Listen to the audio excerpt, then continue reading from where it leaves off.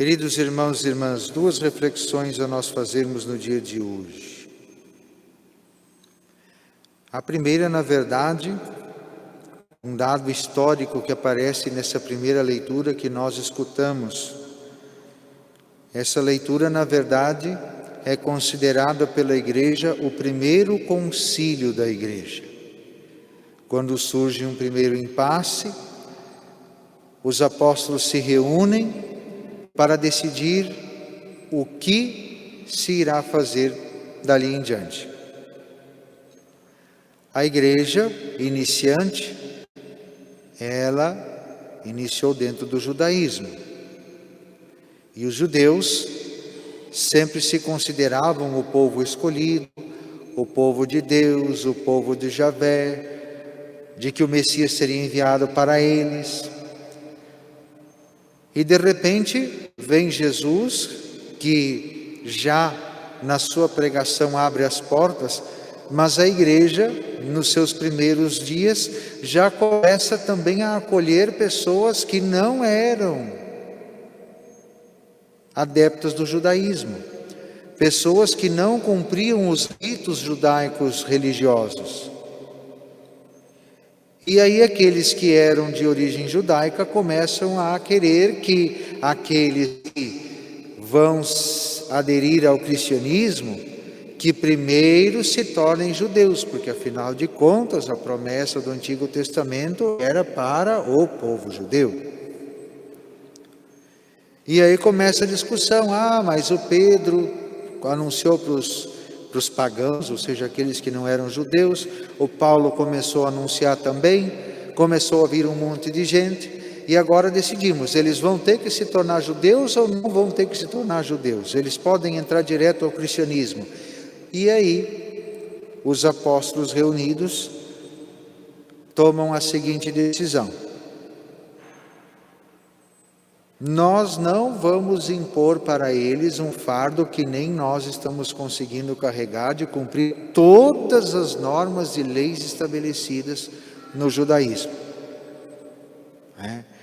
Lembremos que aqui quem é o conservador da história é São Tiago. São Tiago é aquele que defendia de modo mais ferrenho, de que precisava se aderir ao judaísmo. Mas ele mesmo é quem diz que concorda e que se deveria escrever uma carta, que a gente vai ver na liturgia de amanhã, porque daí na primeira leitura amanhã vai aparecer a carta que eles escreveram para ser entregue para aqueles que não eram judeus. E o que eles decidem? Do nosso parecer, devemos parar de importunar os pagãos para que se convertam a Deus. Vamos somente prescrever que eles evitem o que está contaminado pelos ídolos, ou seja, a idolatria. Então, larguem de mão os ídolos, os deuses falsos, deuses das religiões não cristãs, e vamos aderir ao Deus Jesus Cristo. As uniões ilegítimas, aqueles que não estão casados perante Deus, que se casem na lei do santo matrimônio. Comer carne de animal sufocado e o uso do sangue. A gente fica pensando, mas o que é isto? Os animais sufocados e o uso do sangue. Nós temos que entender que o povo bíblico e o povo judeu, eles entendem que o sangue é a vida. E a vida de qualquer ser vivo não pertence a nós, pertence a Deus. Por isso, não se pode comer a carne de animais sufocados, porque o animal sufocado ficou com o seu sangue dentro. E não se pode comer o sangue. Mas que nojo comer sangue, quem é que come sangue? Nós não comemos a murcilha preta e achamos muito bom? O que ela é? Sangue. Lá em casa, a gente matava a galinha e Deus o livre de penar a galinha e rasgar o pescoço, porque a mãe queria que ficasse o sangue ali, porque depois a gente tirava a cabeça fora, cozinhava aquilo lá e ficava como se fosse uma murcilha. Aquele pedaço era da mãe, intocável e insubstituível. Então não é tão escrupuloso a gente escutar isso, né? Mas essa foi a determinação que se tomou naquela época, que deveria se evitar os ídolos, as uniões ilegítimas, ou seja, se buscar a união em Deus, e evitar a carne de animais sufocados e o uso do sangue, porque o sangue é a vida, e a vida pertence aos animais. Por isso todos os animais consumidos, eles eram imolados, ou seja, se cortava o pescoço para que se saísse todo o sangue e então se aproveitasse a carne, seja para o sacrifício, seja para o consumo. O sangue pertence a Deus, porque ele significa vida. Essa era a compreensão que se tinha. Por que estou fazendo essa memória disso que está escrito aqui? Para nós percebermos como é bonito nós sabermos que a nossa igreja mantém essa tradição ao longo de 2000 anos. Sempre quando surgem questões, quando surge uma necessidade, a igreja, os bispos reunidos com o Papa, assim como os apóstolos reunidos com São Pedro, sentam, rezam, estudam, debatem, dialogam, chegam a um consenso e escrevem documentos e distribuem para o povo de Deus, para que todo o povo se oriente a partir daquilo que foi estabelecido. Então, meus irmãos e minhas irmãs, aqui nós temos o exemplo e aonde nós fundamentamos a razão de nós realizarmos os concílios na igreja. Foi o concílio de Jerusalém, que está relatado aqui no capítulo 15 dos Atos dos Apóstolos. Olhando para o evangelho que nós escutamos hoje, Jesus pede que nós permaneçamos no amor dele, que a gente não se afaste do amor dele. Quem guarda os mandamentos de Jesus permanece no seu amor, assim como ele guardou os mandamentos do Pai e permanece no seu amor. E aí é muito interessante porque Jesus termina essa expressão com o versículo 11. Eu vos disse isto para que a minha alegria esteja em vós e a vossa alegria seja plena. Existe alegria longe de Jesus? Sim. Mas são alegrias não plenas. São alegrias passageiras.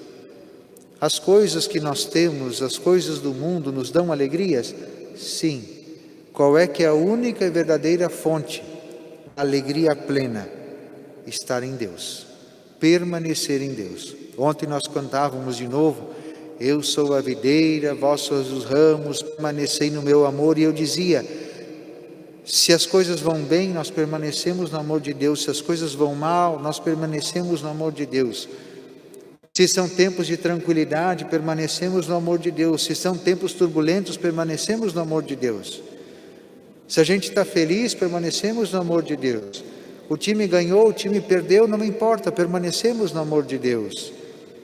O feijão queimou, o arroz no preço que está queimou, permanecemos no amor de Deus. Se ficou gostoso, permanecemos no amor de Deus.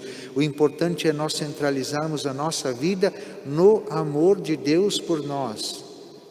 E nós tentarmos corresponder a esse amor no nosso dia a dia, independente das circunstâncias, independente do que nós estamos passando. É pandemia, não é pandemia, a bandeira é preta, vermelha, roxa, não importa. Importa que a gente permaneça unido no amor de Deus para que a gente tenha alegria plena. Quantos e quantos de repente estão com a saudade das festas, dos bailes e tudo mais? É importante? Claro que é. Mas quantas e quantas vezes se viveu isso no final de semana inteiro? Não era o que a gente via nas publicações? Sextou, sabadou, domingou. E quando chegava na segunda-feira, voltava a tristeza, o desânimo, a depressão, voltava a falta de gosto pelo trabalho, pela profissão, a falta de gosto até do convívio da própria família. Agora, quando nós vivemos em Deus, Quando a fonte da nossa alegria está em Deus, nós podemos nos alegrar numa festa de maneira decente, de maneira com pudor, com caridade? Claro que sim. Mas a nossa alegria não vai depender só da festa. Nós podemos nos alegrar num dia de descanso, num dia de lazer, fazendo um passeio, assistindo um filme? Claro que sim. Mas se o nosso coração permanecer em Deus, porque senão nossa alegria vai ser passageira. Nós vamos sair do cinema e vamos estar frustrados de novo. Nós vamos sair do nosso momento de passeio, de lazer, e a tristeza volta no coração. Agora, aqueles que permanecem em Deus têm uma alegria plena, que permanece durante o momento de alegria e de euforia do mundo presente, mas essa alegria também não se perde quando retorna para casa, quando vai para o seu trabalho, quando cumpre os seus deveres, quando passa pelas dificuldades, quando vem a enfermidade, quando vem os problemas da vida, encontra sentido, encontra força nesta alegria plena que vem da intimidade com Deus. Portanto, permaneçamos no amor de Jesus para que a nossa alegria seja plena e não seja essa alegria parcelada e incompleta que tantos e tantos vivem por aí e não sabem encontrar e buscá-la junto do altar da comunhão, aonde Cristo se dá por amor por nós. Louvado seja nosso Senhor Jesus Cristo.